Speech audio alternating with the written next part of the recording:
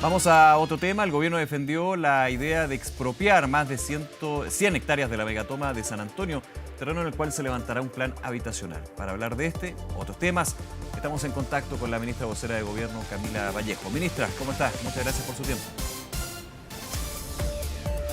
Bien, ¿y tú, Nicolás? Buenas tardes. Buenas tardes. Gracias por conversar con nosotros varios temas. Primero, este anuncio que se entregó de parte del gobierno, una solución a un tema que evidentemente es muy delicado, que para algunos es bien, más que complejo, ¿cómo es decirlo? Muy difícil en todos los aspectos. Una megatoma, estamos hablando de miles de familias. Finalmente se toma esta definición por parte del gobierno. Se recuerda que en administraciones anteriores se ha utilizado la herramienta legal de la expropiación, pero hay algunas críticas con respecto a la señal que se da. Ustedes han hablado de una situación excepcional con respecto a lo que sucede en el Cerro Centinela. ¿Cómo también se va evaluando y cotejando esta situación, para comenzar?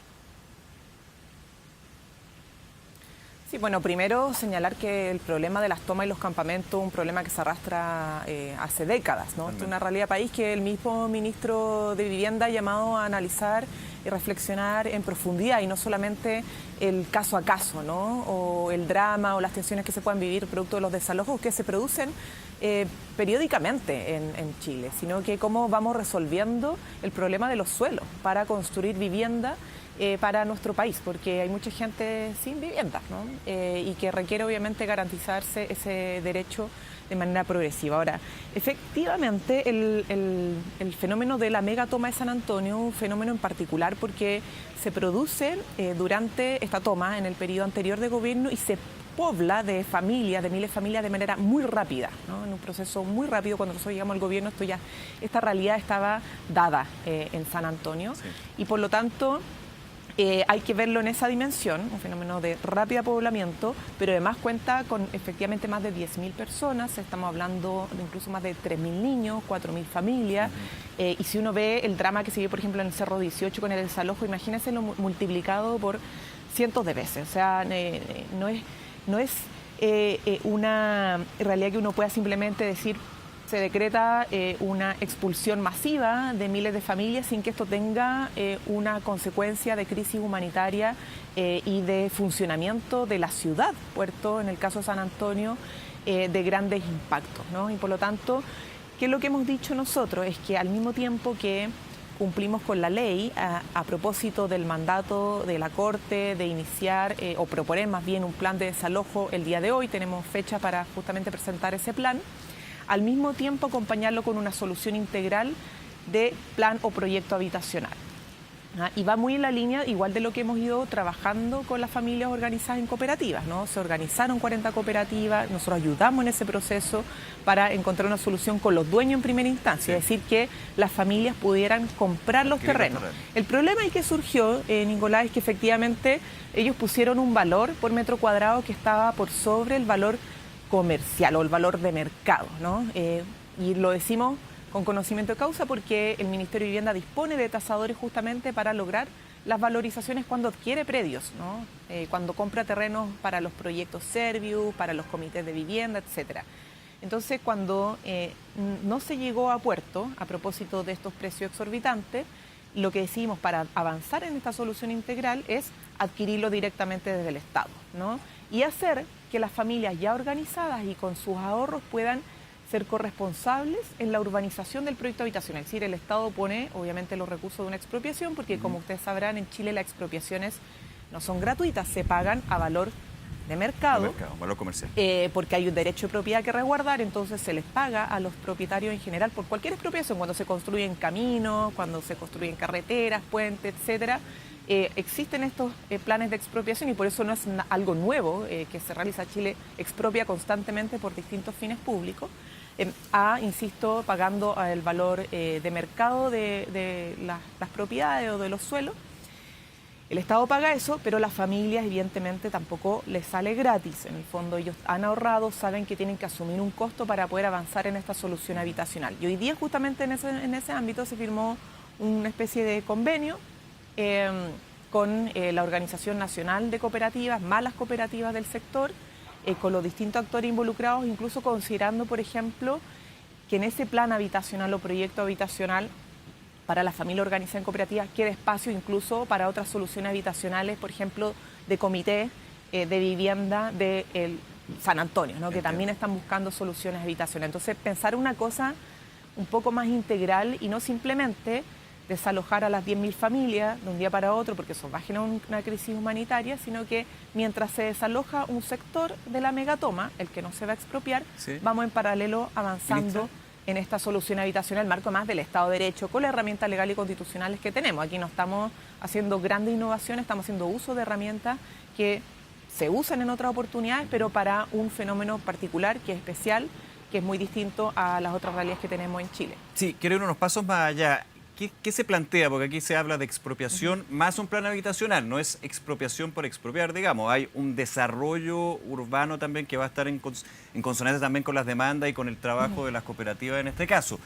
Pero ¿qué pasa con, si no me equivoco, las 115 hectáreas que quedan, que no van a ser expropiadas y que ahí sí efectivamente se va a desarrollar un desalojo? Yo no tengo el dato, digamos, de cuántas familias estarían en esa área, digamos, de 115, 115 hectáreas, digamos. Pero ¿qué pasa con ese grupo de familias que no están dentro de las cooperativas, entiendo, y que no estarían incorporadas en esos terrenos que van a ser expropiados? Claro, ese es el detalle que se está afinando para presentar el plan de desalojo el día de hoy, pero la lógica es la siguiente. Nosotros tenemos más de 200 hectáreas de toma, de la megatoma, ¿no? Del Cerro Centinela.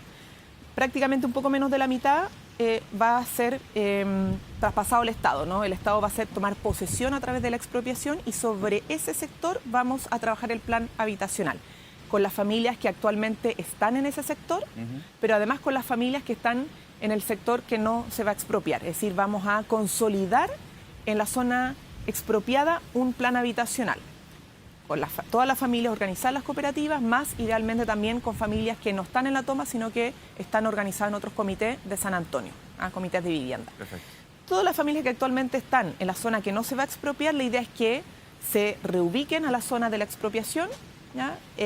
O incluso puedan pasar a través de los albergues que tiene que disponer el municipio. Recordemos que para los procesos de desalojo son los municipios los que tienen la obligación de ver y decir qué zonas pueden funcionar como albergues para, obviamente, valga la redundancia, albergar a las familias de paso. Entonces, la idea es evitar que la mayor cantidad de gente no tenga que pasar por los albergues, sino que puedan inmediatamente reubicarse en el plano o en el polígono que se va a expropiar. Entonces, esa es la combinación de factores que estamos justamente haciendo para cumplir con la ley, pero al mismo tiempo entregar una solución más sostenible, evitando, insisto, si lo más importante, evitar una crisis humanitaria. Imagínense, no sé, miles de niños en los albergues, en las calles, adultos mayores, teniendo que solicitar acceso a agua, baño, alimentación. Eso es lo que queremos evitar, ¿no? Porque además va a generar, evidentemente, también un colapso para el conjunto de la ciudad de San Antonio, y eso genera otro tipo de externalidades negativas que no deseamos. Sí. Ministra, ¿está la posibilidad de que esto se judicialice? ¿No ha habido a ciencia cierta un recurso o una acción, digamos, por parte de los dueños del lugar donde está emplazada la megatoma? Pero sí se han mostrado disconformes, como se ha mostrado en otras ocasiones en términos del precio por el cual se expropiaría. Uno entiende así. Se podría judicializar y la judicialización puede terminar de una forma u otra, pero sí extender todo este proceso. ¿Cómo lo están evaluando ustedes en ese sentido? No, bueno, en general, como bien tú decías, aquí, no sé, la administración pasada tuvo decretos expropiatorios como más de 130 decretos expropiatorios. Creo que nosotros, en nuestra administración vamos en 120 por ahí. Pero no consideran una megatoma esta situación tan excepcional, que se usan para habilitar fines públicos.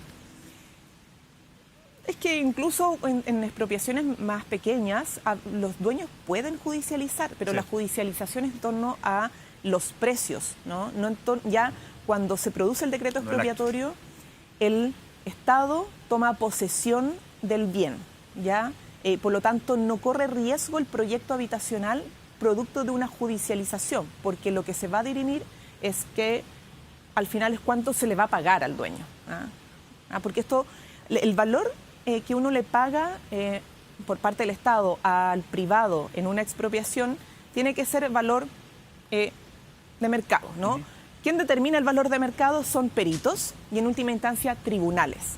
No es como ni el ministro, ni la directora del Serviu, ni el presidente de la República, ni el alcalde, ni la ministra de Obras Públicas, el ministro de Obras Públicas. Son peritos especializados en esto que tasan, que señalan cuál debiese ser, dado las características del bien, el valor de mercado, y en última instancia, si hay diferencias por juicio, es tribunales. Entonces, lo que se judicializa al final, es el valor, por lo tanto no debiese frenar el proyecto habitacional, porque el predio va a pasar por decreto expropiatorio a posesión del Estado para justamente seguir avanzando en el desarrollo de la urbanización, de los planes, de todas las conversaciones que hay que hacer justamente para tener un plan integral de desarrollo urbano que es habitacional, pero que también tiene que ver con áreas verdes, etcétera. O sea, nosotros hemos empujado además todos los planes habitacionales que hemos desarrollado, incluso el plan de ciudades justas tiene que ver con mirar más allá del techo o de la calidad de la vivienda, tiene que ver con los proyectos de integración, de desarrollo de vida en común, porque al final el derecho a la vivienda no es solo la casa o el departamento, sino que cómo se construye barrio más seguro en comunidad y con acceso a servicios. Entonces, eso va a seguir avanzando en paralelo, por eso quiero ser muy explícita en que independientemente de las judicializaciones que pueden por derecho iniciar los dueños, eso resuelve los valores que termina pagando el Estado, más no pone en riesgo la adquisición del bien para el fin público correspondiente. Ministra, la llevo a otros temas. Durante la semana, el presidente Boric encabezó la incorporación de 3 nuevas patologías a los planes de garantía explícita en salud, que es bien relevante. Llega a 90 enfermedades, va incorporando, y es un gran ejemplo que es de una política de Estado, porque se van incorporando nuevas patologías, va entregando estas prestaciones, como también se va proyectando para los futuros gobiernos, el próximo gobierno, sea cual sea. No me voy a meter, digamos, en quién llega la moneda, pero esto se ha ido estableciendo y se ha ido manteniendo en el tiempo, que creo que es bien valioso también destacarlo, ¿no? Sí, bueno, el GE es una de las reformas más importantes que se han hecho en salud de nuestro país. Una gran política pública que gobierno tras gobierno busca fortalecer. Nuestro gobierno también buscó fortalecer con la ampliación a 90 patologías ya contempladas con estas 3 nuevas incorporaciones, que es el tratamiento farmacológico tras alta hospitalaria por crisis de cirrosis hepática, para personas menores de 15 años con depresión grave, refractaria o psicótica con riesgo suicida. A propósito de los temas de salud mental, ustedes saben que nosotros hemos avanzado con 15 COSAM comprometidos, que son los centros de salud mental en nuestro país, pero al mismo tiempo con la ley de salud mental, ¿cierto?, con fortalecer el financiamiento de los programas de salud mental, y ahora con la incorporación, obviamente, de esta patología nueva en el GES, pensando sobre todo en los menores, en las personas más jóvenes, ¿no?, y los menores de edad. Y la cesación del consumo de tabaco para personas mayores de 25 años, que también sigue siendo un problema muy grande. Entonces, la atención garantizada, que es básicamente el objetivo del GES, con tiempos garantizados de atención, es lo que busca cubrir. Y nosotros esperamos que no solo podamos implementar, como lo estamos haciendo, estas 3 nuevas patologías al GES, sino que el próximo gobierno, sea quien sea, siga aumentando la cobertura del GES, porque la lógica de la salud como derecho lo que tiene que ir garantizando es que vayamos universalizando no solo la cobertura en la atención primaria, en la atención ya más especializada también a nivel de salud pública, sino que incluso en las patologías que hay que cubrir, ¿no? Porque las enfermedades van cambiando, tienden a complejizarse, los cambios de vida, de rutina, en fin, también obligan a que el sistema de salud se vaya adaptando. Y en este caso el GES, cuando se amplía, busca justamente esa adaptación, al ir cubriendo patologías que son necesarias de prestación garantizada en tiempo y en forma, ¿no? O sea, desde la atención primaria, que te puedan decir, bueno, esto entra al GES y por lo tanto tú tienes, hay protocolos que los funcionarios de la salud pública van garantizando en que, no sé, en 2 meses sí o sí te tienen que llamar, tienes que atenderte con ciertos médicos, con ciertos especialistas. Las derivaciones justamente es algo que funciona muy bien en nuestro país. El GES es una política que nos llena de orgullo y por eso es tan importante que esto vaya fortaleciéndose y avanzando, y la buena noticia es que ya lo estamos implementando. Este compromiso del presidente no es solo un discurso, sino que es ya algo que está en plena marcha, como es el copago cero, ¿no?, como ha sido el sacar 2 millones de personas de la lista de espera. Logramos reducir después de 10 años, tenemos los menores tiempos de espera de los últimos 10 años de las listas de espera, ¿no? Entonces, porque una cosa es la cantidad de gente que está en lista de espera y otra cosa es cuántos se demoran en la lista de espera para ser atendidos. Y hemos reducido efectivamente mucho esa espera, la mayor reducción de los últimos 10 años, producto de los recursos que se han ingresado también al sistema en esta materia. Eso, bueno, y también lo que hemos hecho para los niños, los bebés, ¿no? Sobre todo los bebés lactantes, menores de 1 año, con el combate al virus sincicial, a propósito de que ya llevamos 2 años consecutivos sin muertes de menores de 1 año, gracias a la inmunización con el nirsevimab y ahora con la pesquisa neonatal ampliada también, ¿no? Que incorporamos también nuevas patologías de pesquisar en los recién nacidos para evitar enfermedades futuras, tratarlas a tiempo. Entonces, la salud pública chilena sigue avanzando a paso firme para no solamente proteger a los más pequeñitos, sino que también a las personas mayores y a las personas de menores recursos. Ministra, los minutos que nos quedan, agradeciendo su tiempo, un tema de la contingencia, la situación de la frontera norte. Desde el gobierno, usted ha hablado de que no se use esto como un botín electoral. El ministro de Seguridad Pública, Luis Cordero, sí, hablaba de los excesos retóricos por lo que es la campaña electoral. Todo permea, digamos, la situación que se ha dado en los últimos días y también los mensajes con respecto a la migración irregular. ¿Ha ido un aumento? ¿Cómo lo van evolucionando? Lo viendo ustedes, han mencionado desde la autoridad también de migración de que no es una situación anormal, pero de todas maneras cuando escuchamos las declaraciones del presidente interino de Perú, hablando de las declaraciones de un candidato que quiere llegar a la moneda y que efectivamente es un factor que movilizó, por ejemplo, a su ejército a resguardar la frontera, ¿algo está pasando o no? No, a ver, es que el gobierno peruano tiene todo el derecho de hacer lo que nosotros ya hicimos hace meses, que es desplegar a militares y refuerzo policial en la frontera. Eso es legítimo y no solamente con la frontera de Chile, entendemos que obviamente con las fronteras de los otros países vecinos del Perú. Es un despliegue mucho más completo y por lo tanto, insisto, en su decisión soberana legítima de hacer, insisto, algo que nosotros ya habíamos hecho, ¿no? Yo quiero recordar que en nuestro país nosotros firmamos un decreto para el despliegue de las Fuerzas Armadas, del Ejército en particular. Ahora, sí, más o menos está relacionado con el proyecto de infraestructura crítica y además el presidente de la República en Colchane lo que anunció es que ese despliegue sea más permanente y no tenga que estar siendo revisado cada 2 o 3 meses en el Congreso Nacional, sino que sea más una política de Estado porque el tema migratorio va a seguir siendo un fenómeno global, ¿no? O sea, veamos la situación geopolítica en el mundo, ¿no? Lo que está pasando con estas distintas amenazas, conflictos de Estados Unidos, Venezuela, los problemas de las suspensiones de los vuelos, que en un momento se anunciaron, se generaron, ¿cierto?, a Venezuela. Nosotros, por ejemplo, sabemos que muchos migrantes irregulares venezolanos han vuelto durante todos estos años por vuelos comerciales a su país, ¿no?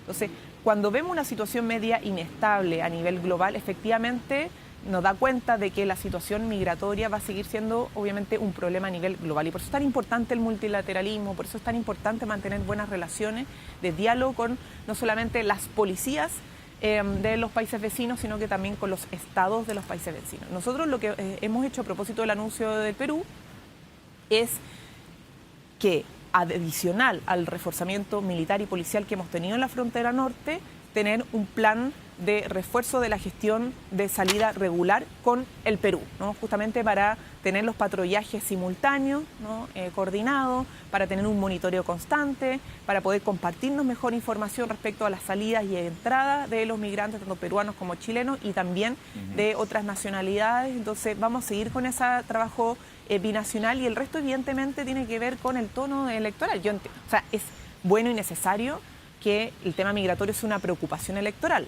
más no usado de manera irresponsable para generar efectos simplemente comunicacionales y cortoplacistas, porque esto requiere de políticas públicas serias, no solo para Chile, sino que en relación también con los otros, en relación con los otros países de la región.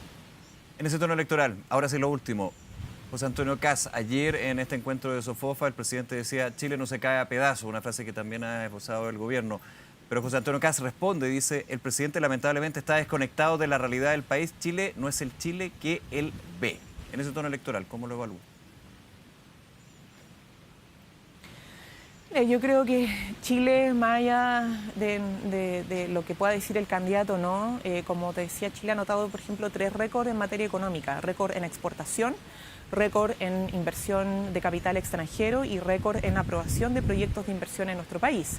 Sigue con varios meses consecutivos mostrando que los ingresos van por sobre la inflación, ¿no? Los ingresos reales han aumentado. Un país que ha logrado, por ejemplo, distribuir de manera eficaz la riqueza del cobre gracias al royalty minero, con recursos que están llegando no solamente a comunas, sino que a gobiernos regionales para mejorar las plazas, mejorar la atención de salud, mejorar infraestructura, mejorar capacidades funcionales en materia de seguridad para carabineros, carabineras. Un país que ha logrado sacar, insisto, a 2 millones de personas de la lista de espera, con los tiempos de espera más bajos de los últimos 10 años. Un país que ha logrado que ningún niño menor de 1 año muera por virus sincicial gracias a la política de este gobierno. Un país que ha logrado contar por fin con un Ministerio de Seguridad Pública para trabajar de manera especializada en la materia del combate a la delincuencia y el crimen organizado. Un país que ha logrado disminuir un 48% los ingresos irregulares de sus fronteras. En fin, un país que después de la pandemia, del estallido social, ha ido logrando estabilizarse en materia económica, en materia de conflictividad social, que teníamos alta conflictividad social en Chile, en nuestras calles, ¿no? Yo quiero que recordemos cuando llegamos al gobierno las manifestaciones que existían prácticamente todos los viernes en las calles, ¿no? O los rucos que veíamos en las calles en el centro de Santiago. Eso se ha ido obviamente enfrentando. Manifestaciones que impulsaba el sector que actualmente pero está en el obviamente gobierno, queda mucho por hacer, ¿no? ¿Cómo? Manifestaciones que eran impulsadas o avaladas por el sector que actualmente gobierna. Es lo que dice la oposición, digamos, ante esa contrafactual. Perdón, pero no podemos arrojar el estallido social solo una manifestación de izquierda. Aquí había gente sin color político manifestándose en la calle de manera pacífica. Y los violentistas, la verdad es que hubo delincuencia, sí, claro, en el estallido, efectivamente. Pero decir que el estallido o era izquierda o derecha era no entender el fenómeno, ¿no? Entonces, mira, yo creo que aquellos que pasaron a decir que esto era un acto noble, que había que escuchar, que había que ser privilegio, a decir que esto es solo un estallido delictual, ahí hubo una voltereta de 180 grados, ¿no? En fin, salieron millones de personas a las calles. Entonces, atribuirlo a un color político, eso es no entender la realidad de lo que fue el estallido. Pero la violencia yo creo que además ha sido condenada por parte de todos, y nosotros no solamente se ha condenado a aquello, sino que se han perseguido los delitos, tanto los que fueron los saqueos como otro tipo de delitos, y hemos además ido recuperando espacios que fueron afectados. Imagínate, tenemos un proyecto de inversión muy importante que está avanzando. Ustedes ven el eje Alameda, Providencia, sí, una inversión muy cuantiosa. Hoy vemos ciclovías, vemos un mejoramiento del espacio urbano. Por lo tanto, eso también da cuenta que después de momentos de alta tensión, de alta conflictividad, Chile ha ido progresando, ¿no? Chile se ha ido superando, ha ido mejorando, y eso no es esfuerzo solo de nuestro gobierno y de los recursos que hemos ido aprobando, poniendo a disposición para distintas obras, sino que también fruto de acuerdos transversales, ¿cierto? Fruto de iniciativas con los actores locales como municipios, gobiernos regionales, de organizaciones de la sociedad civil, y por lo tanto, yo sé que somos un país que somos bien chaqueteros a veces, ¿no? Nos gusta y es propio, pero no podemos chaquetearnos tanto, si Chile igual se ha levantado, ¿no? Chile lo pasó mal con el estallido, lo pasó mal con la pandemia, efectivamente, pero el esfuerzo de Chile se ha demostrado con obras, ¿no? Y ese esfuerzo nos ha permitido justamente no solo volver a pararnos, levantarnos, sino que avanzar y crecer y recuperar incluso la senda del crecimiento, ¿ah? O sea, estamos con proyecciones de crecimiento sobre el 2,5%. Y eso es bueno para nuestro país, independientemente de todavía los problemas que tenemos, que por cierto existe, la gente todavía le cuesta llegar a fin de mes, todavía tenemos problemas de violencia e inseguridad que estamos combatiendo, es cierto, ¿no?